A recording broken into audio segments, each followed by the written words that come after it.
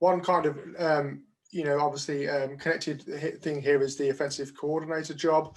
I've read that we're going to be looking into candidates towards the back end of this week. I just wanted to throw this out for a quick 2-3 minute discussion.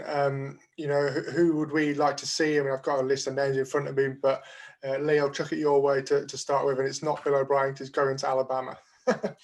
I just think it'd be hilariously funny if you bring in Bill O'Brien, because it just completely puts to bed we're not bringing in Deshaun Watson, or you can pair them back up and say it's the greatest screw job in history because you're trading everything away then for the quarterback to come and join you on a new team. This is hilarious, but I mean, there's so many names to talk about. Let's get into that. Sweet, go on, Si. Yeah, I'm not got any particular favourites personally, but the most important thing for me is to bring somebody in who can create a scheme and a playbook, if they change, of course, that's going to suit Tua and his development and his connection with the rest of his skill offensive players. That to me is the most important thing, rather than the actual name of the coordinator itself, I feel. Yeah, I mean, obviously, some like former head coaches' names out there: Anthony Lynn, Doug Peterson, Doug Marrone. Jason, any of those kind of ring your bell? Like, if you fancy them? I mean, it's funny. You look at a guy with connections to the organization, whether they once played at Doug Peterson, had a couple of minutes as a quarterback for the Dolphins, but there are connections too that you have to also consider. If the Dolphins are not going to go internal, which is probably a 25% chance that they might promote, but I would doubt that.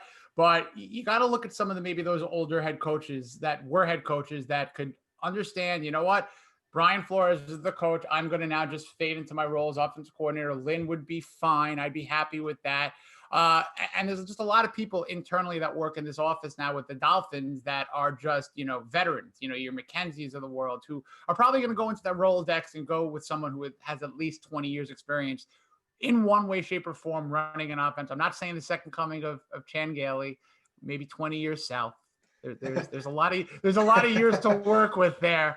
But of course, if you go with a hot shot coordinator, you're going to have him for 2 years, and then he's going to get the hot NFL opening. So maybe they go with the guy who was reserved to just say, you know what? Yeah, head coaching didn't work out. I got 5 years left of me in an offensive coordinator role.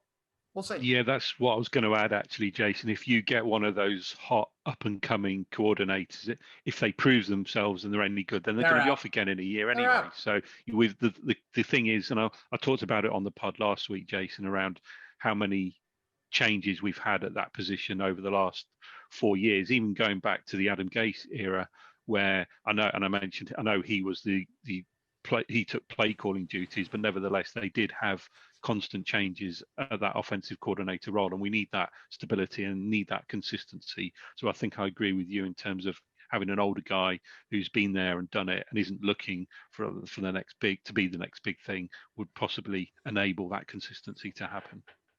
Yeah, no, Leo, I'll flip it your way.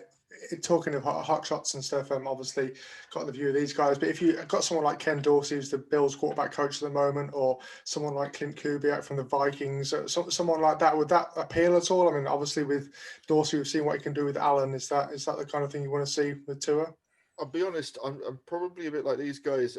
The name being hot really just doesn't do it for me, because we see it so many times it doesn't work. Like, it's really a 50-50 shot. You might as well just take anyone else, because you don't elevate your chances of success anymore by taking the hot name.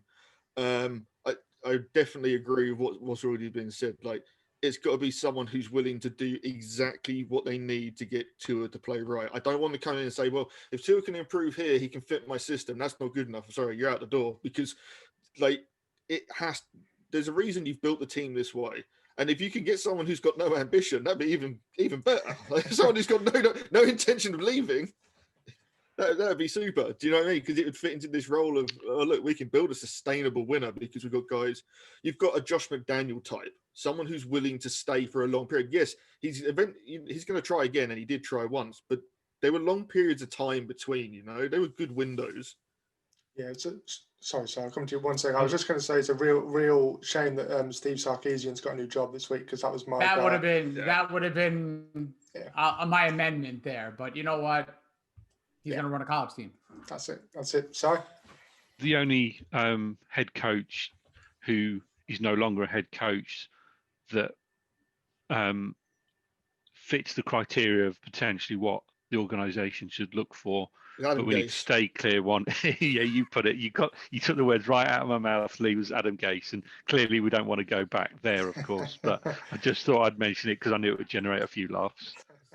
Just out of interest, I don't know enough about college football. I kind of know it, like I watch a bunch of games, but I wouldn't say I have a deep knowledge of it. I would almost just as easily say,